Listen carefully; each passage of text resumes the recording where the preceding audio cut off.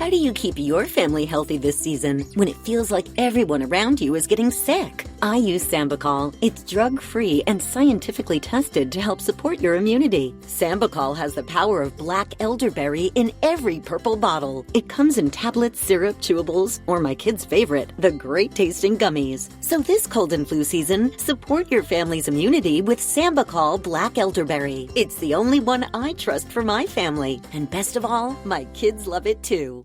Off for the Devils, plays it cross ice into the far corner. Matteau swoops in to intercept. Matteau behind the net, swings it in front. He's down. Matteau, Stefan Matteau, and the Rangers have one more hill to climb, baby. But it's Mount Vancouver. The Rangers are headed to the final.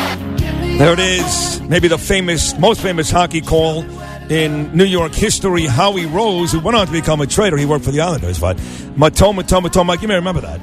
Pretty big goal for Stefan Matteau. And as I say that, we're joined in studio by two of the all-time New York Ranger greats. My favorite player of all time, number 11, is behind number 10. It's Duguay first, then Messier, the very handsome and popular and great 40-goal scorer in 1981. By the way, he says the opposite when Messier is. Yeah.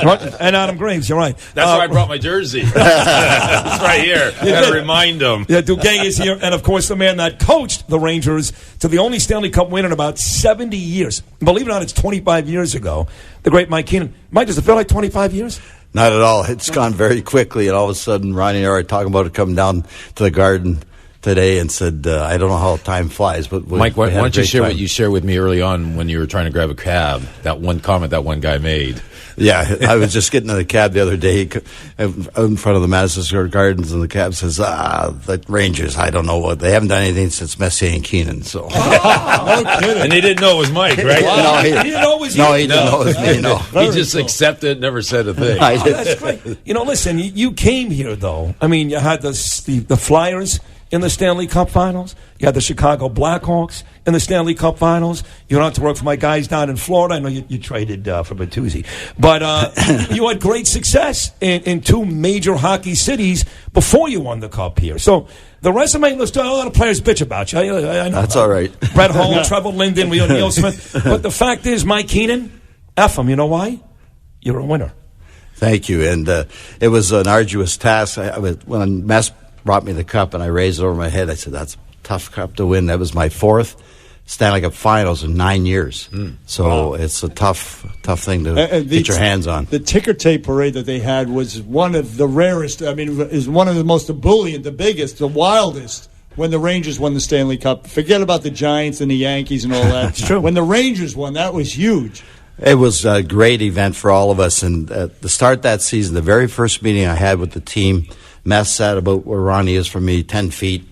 And I showed him a parade with the ball team, with the Yankees. Yeah. Because there was no parade that was shown for the Rangers. And they said, Mess started to tear up. And he's a very emotional guy. He said, so when we got to the parade, I said, well, Mess, now we can make our own film. Wow. How about that? Yeah. That's great. That's a great... Now, for you, Ronnie, this is what upsets me. First of all, the Raptors should have number 10, Duguay. But your teams, and you were so great, 40 goals scoring, 81, you were the guy. Your teams just kept getting beat by the Islanders. That was a dynasty. They won 4 consecutive cups and went to 5, lost to Edmonton. I wish you had won a Stanley Cup. I love Mess and all those guys, but you were such a great Ranger, and those teams were so good. I wish you would have won a Stanley Cup. I really do. Yeah, and I had my own special coach at the time was Freddie Shiro. Great and coach. Freddie, completely different than Mike, different type of technique, the way he talked to players and the way he taught his game. It was very simple. He just kind of let us do our thing. Right. But the genius about him is you would have hated Keenan. No, I would have told you can't go to Studio 54. You got to cut your hair. No, you can't go unless you take me with you. No, the thing that people don't know about Mike, he wanted his players to have fun. He realized if a team is bonding together, and a lot of bonding happens off the ice, so he encouraged that sort of thing. But when it came down to playing, he expected the players to put the partying aside and come and put your work boots on. Right. So Mike was really good that way, because I've talked to players, and it's kind of different than what you hear. A lot of players, Mike this and Mike that. But I know a lot of players that I respected, like Messier, they had a lot of respect for this man because he had that right balance. balance. And he also coached in China and Russia, Mike Keenan did, right? I mean, what was that like? That was an incredible experience. Russia, in particular, the KHL, and we won a championship, only North American to win a championship over there. In his first year coaching. Wow. No kidding. Impressive. And I had to learn to speak a little bit of Russian because I lived in the Ural Mountains and absolutely no one spoke English. Are you probably the Robert Mueller report? You colluded with the Russians. How dare you? That's why we have guys following us, Mike. That's right.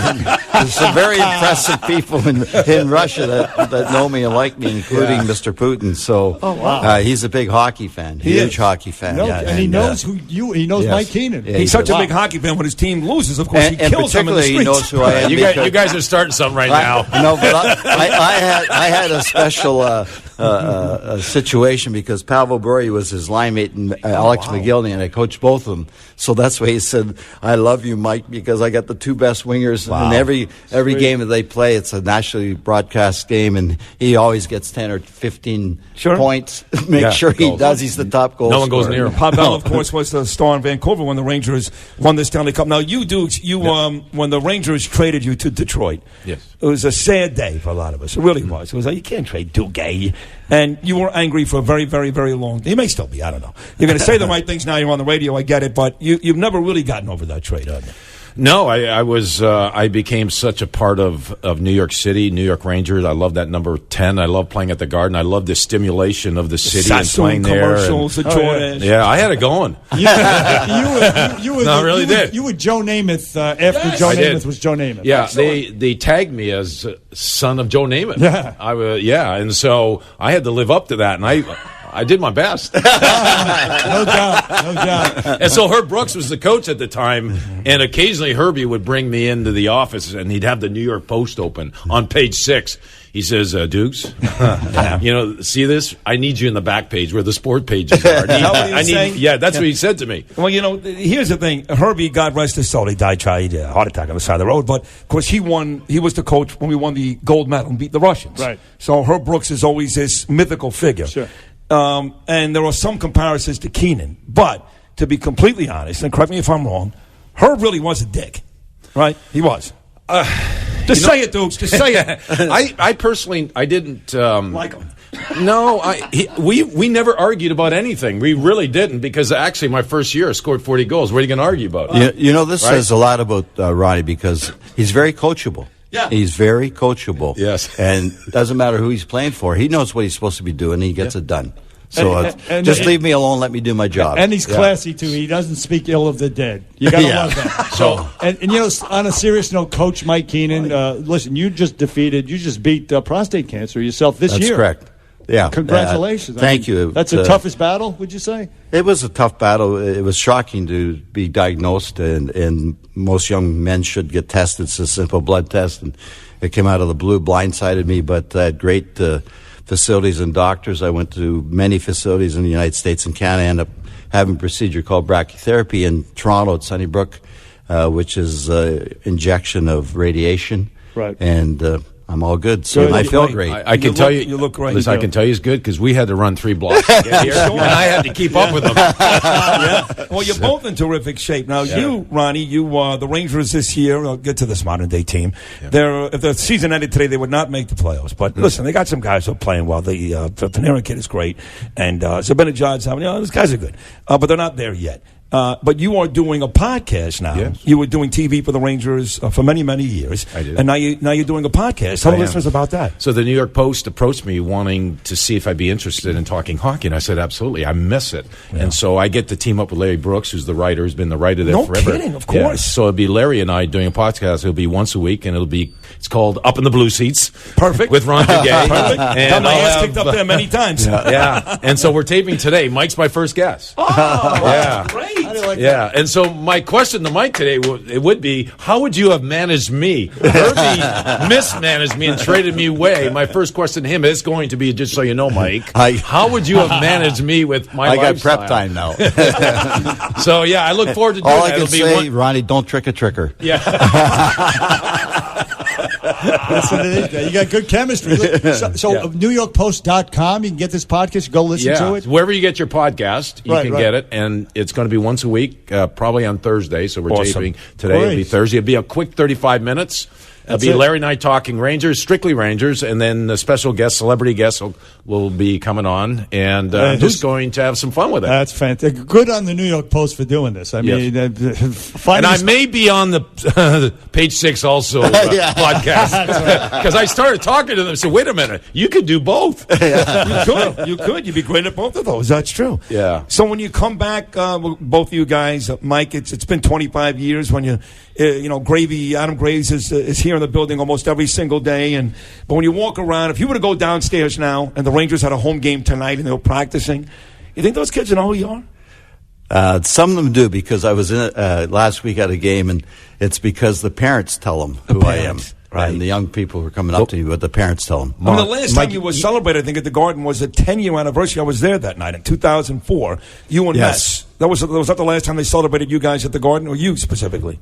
The 25th anniversary, which was last spring. Right. Mike, you have a connection to Panarin. Yes. So I coached against Panarin. He was a youngster in Russia, talking about the KHL and the Russian league, and it was a great experience. But many of the stars in the league today that come from Russia, I coached them. So he was a really interesting, talented young man at that time, and he won a championship in the KHL with St. Petersburg. It's called SKA. Top team, and they model themselves after the Rangers. How about the presentation at the arena and everything else is fantastic. He's a great young player. So quickly, before we let you guys run, we're going to get out of here. The three of us together. Yes. You're looking really sharp. Yeah, that's. Hey, when Ron Duguay tells you you're looking really sharp. No, I tell you, I would wear that. You would wear that. By the way, those are Joseph Abboud clothes. Joseph Abboud, I know Joseph. Yeah, he didn't suit me up this way though. I'm going back. Listen, and he's got a closet full of that stuff. By the way, he's got a store at 49th and Madison Avenue. It's a beautiful place. You want to look like that? Go up there. I've been there. Oh, you have? Yeah. So he's giving me a little bit, but nothing like this. I'm going back. Well, now that you have a podcast, I'm going back with you. So, but where are we going right after this now, the three of us? It's a big event. What is this about? It's called Miracle morning? Day, and it's with CIBC Investments, and they team up with the Wahlberg family. Jim Wahlberg will be there, represents... Mark Wahlberg, like Marky Mark? Yeah. He's not going to be there. He's in Europe, but his brother Jim runs it, and it all has to do with kids. So it's a fundraiser. CIBC kicks back money, some of the proceeds back to the foundation, and then Jimmy handles the money and goes in different directions. But it's all about kids. Jim's got a passion for kids, and so I was asked to be part of it last year, and so I've invited some of my friends like yourself to come by. We're going to take some pictures, say hi to some kids who'll be there. We may talk to someone who who trades that. Yeah, we want to get some money off those big boys. So it's a great cause. It's my second year doing it. Cool. And Eric Price, who's invited me from CIBC, I appreciate everything that he's done. So I'm looking forward to it. We're going to do it together. Perfect. All right. Hey, last question. Speaking of Canada, the president just called your prime minister a two-face because he was talking about him last night. Any comments on the Trump versus Trudeau? Listen. We'll save that for another time. We'll save it for another time. Just thought I'd throw it out there. Yeah. Anyway, I'm young enough to Mr. Trudeau, the senior, to know Mr. Senior. Pierre. Yes, Pierre. I remember him myself. And his... Well, I'm not going to go there. Margaret Trudeau. Well, Studio 54. Oh, yeah. You've been with him. You've been with Margaret Trudeau. No, we met. Oh, you met. Hey, listen, you guys are great. Ron Duguay, former New York Rangers great, and, of course, the former great coach, Mike Keenan. Great job. From the New York Rangers, the Stanley Cup and everything, in studio with Bernie and said, great to have you here. Thank you so much for having us. Appreciate it. Really appreciate it.